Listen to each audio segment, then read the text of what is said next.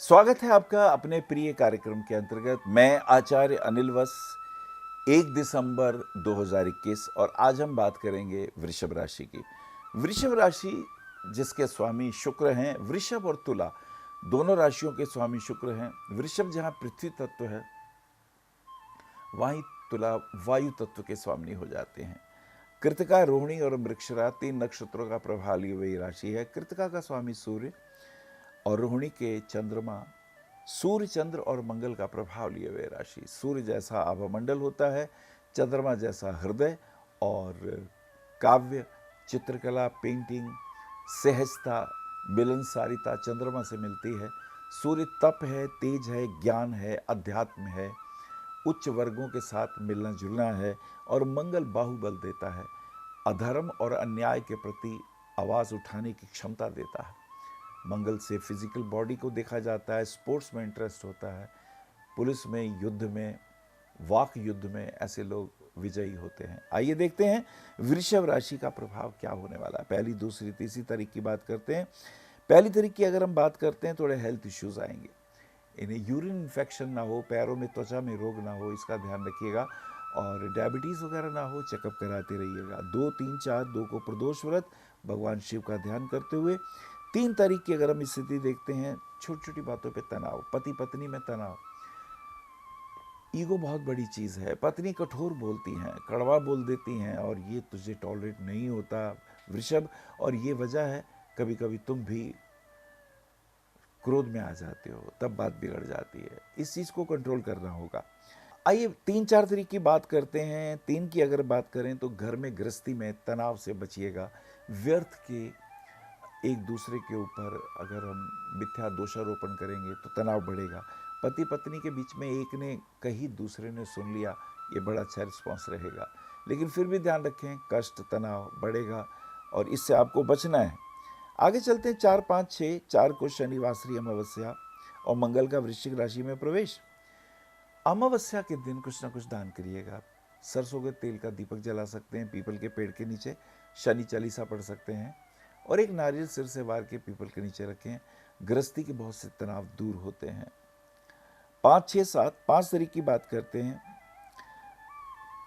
यदि कहीं लेक्चर देने जाना है या कहीं आपका काउंसलिंग का काम है, मोटिवेशनल काम है, तो उसमें नेम फेम की प्राप्ति के योग दिखाई देते हैं। और इसी के साथ साथ 7, 8, 9, 7 तारीख की अगर हम स्थिति, भाग्य साथ देगा। शनि का मकर राशि में ही होना भाग्य की वृद्धि करेगा। शनि शनि आपके कार्यों में भी लाभ पहुंचेगा। यात्राओं के योग भी खूब दिखाई देते हैं। और 8, 9, 10, 8 को शुक्रवार, शुक्र मकर राशि में प्रवेश करते हैं। शुक्र जब मकर राशि में प्रवेश करते हैं तो स्वभावतः वृषभ लग्न वालों के लिए लग्नेश जब भाग्य स्थान पे आता है, भाग्य की वृद्धि होती है। ऐसी स्थिति के अंदर लोहे के काम में, केमिकल के काम में, एस्ट्रोलॉजी के क्षेत्र में, तंत्र मंत्र के क्षेत्र में, और यदि आप डॉक्टर हैं, इंजीनियर हैं, ये सारी क्षेत्र आपके लाभदायक, नेम फेम प्राप्ति के योग बनते हैं। 8, 9, 10, 8 तारीख की स्थिति हमने बताई और श्री राम उत्सव भी है, तो ये भगवान श्री राम को प्रणाम करते हुए। और इसी के साथ साथ 9, 10, 11, 9 तारीख की अगर हम बात करते हैं तो ऑफिस के कार्यों में मन भी लगेगा, पॉजिटिव रिजल्ट आएंगे। लोहे के काम में, आयुर्वेद के काम में फ़ायदा होने के योग भी दिखाई देते हैं। इंजीनियरिंग के क्षेत्र में नेम फेम की प्राप्ति के योग दिखाई देते हैं। प्रॉपर्टी वगैरह अगर कहीं प्लॉट वगैरह लेने का मन है, ले सकते हैं, उसमें लाभांश आपके पक्ष में जाता हुआ दिखाई देता है। आगे चलते हैं। 10, 11, 12, 11 तारीख की स्थिति श्री दुर्गाष्टमी और बुध का धनु राशि में प्रवेश हो जाता है। बुध आपके द्वितीयेश और पंचमेश होते हैं। द्वितीयेश और पंचमेश होकर बुध जब धनु राशि में जाते हैं तो एक बात का ध्यान रखिए, अचानक धन प्राप्ति के योग बनेंगे। कहीं पैसा उधार दिया तो मांगिए। और शेयर मार्केट में उछाल आएगा और इसमें आपको फायदे होने के योग भी दिखाई देते हैं। 12, 13, 14, 13 तारीख की स्थिति को देखते हैं। कुछ जिम्मेदारियों की बातें आएंगी, भागदौड़ ज़्यादा रहेगी और क्रोध का वातावरण, इस पर संयम पाना होगा। गृहस्थी में तनाव दिखाई देता है और व्यर्थ के क्रोध करने से बात बिगड़ती दिखाई देती है। लड़ाई झगड़े से बचें, फास्ट ड्राइविंग से बचें और यदि कोलेस्ट्रॉल लेवल बढ़ा हुआ है तो उसे चेक ज़रूर कराइएगा। 14, 15, 16, 14 को मोक्ष एकादशी व्रत, श्री गीता जयंती, भगवान श्री कृष्ण के मुख से निकली हुई श्री गीता आज भी उतनी ही प्रासंगिक है जितनी पहले थी। एकादशी का व्रत जो कि मोक्ष को देने वाला है। 14, 15, 16, 15 को सूर्य का धनु राशि में प्रवेश हो जाता है। सूर्य जो कि आपके चतुर्थेश होकर धनु राशि में आएंगे, अर्थात इसका अर्थ ये हो जाएगा कि आपको आध्यात्मिक कार्यों में, अध्ययन मनन के कार्यों में, राइटिंग के क्षेत्र में विशेष नेम फेम की प्राप्ति के योग बनेंगे। वकील वगैरह हैं तो अच्छा केस लड़ सकते हैं। तो ये स्थितियां अनुकूल दिखाई देती हैं। इसी के साथ साथ 16, 17, 18, 16 को प्रदोष व्रत भी है और इसी के साथ साथ थोड़ा मूड भी ठीक रहेगा। लेकिन राहु केतु का प्रभाव लगन पर आ रहा है।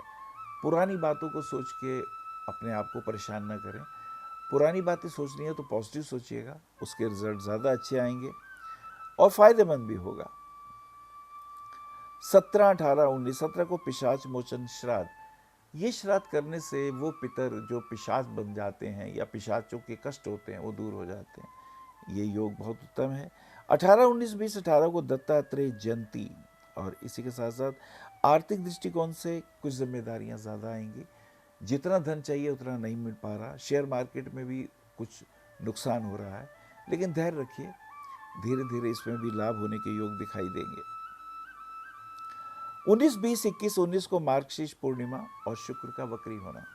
शुक्र आपका लग्नेश है। लग्नेश और छठे भाव का स्वामी होकर जब ये वक्री होगा, स्वास्थ्य संबंधी प्रॉब्लम आएंगी, पत्नी को कष्ट हो सकता है, स्त्रियों संबंधी कुछ ना कुछ समस्याएं हो सकती हैं।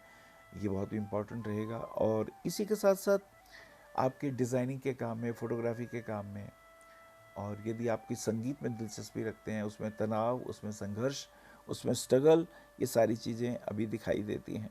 21, 22, 23, 21 तारीख की स्थिति देखें तो मित्रों के साथ सहयोग जितना मिलना चाहिए उतना नहीं मिलेगा। रक्त संबंधी विकार तंग कर सकते हैं। हीमोग्लोबिन अपना चेकअप करते रहिएगा, ज़्यादा अच्छा रहेगा।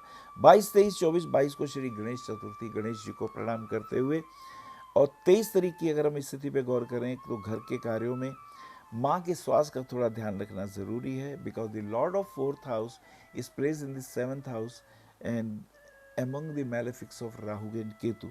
तो माँ की हेल्थ का ध्यान रखने की ज़रूरत है।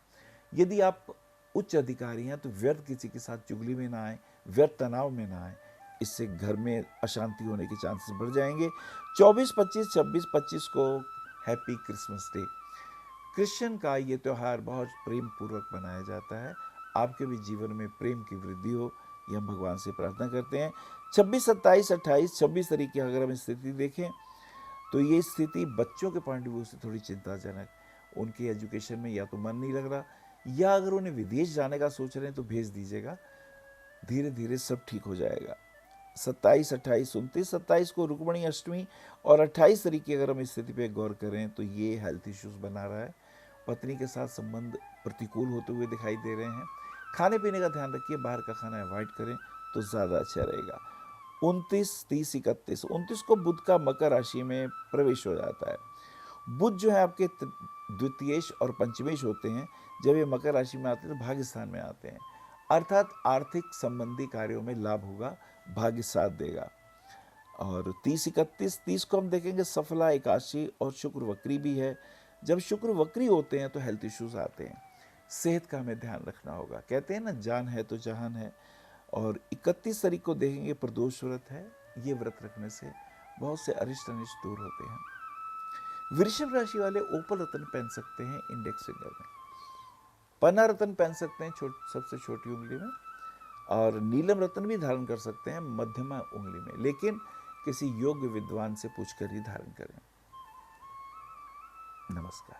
आप आचार्य श्री अनिल वत्स जी के आध्यात्मिक प्रवचन, ध्यान व ज्योतिष संबंधी मासिक राशि फल फेसबुक, यूट्यूब, www.astroanilvats.com पर भी देख सकते हैं। For appointment, भविष्य कथन, Monday to Saturday, 11 a.m. to 6 p.m. BE 279, Street number 6, Harinagar, New Delhi 110064. Phone number 98917 39999, 98181 89993, 981 088 7002. 8860006030. Website www.bhavishyakathan.com. Acharya Anil Vats @gmail.com.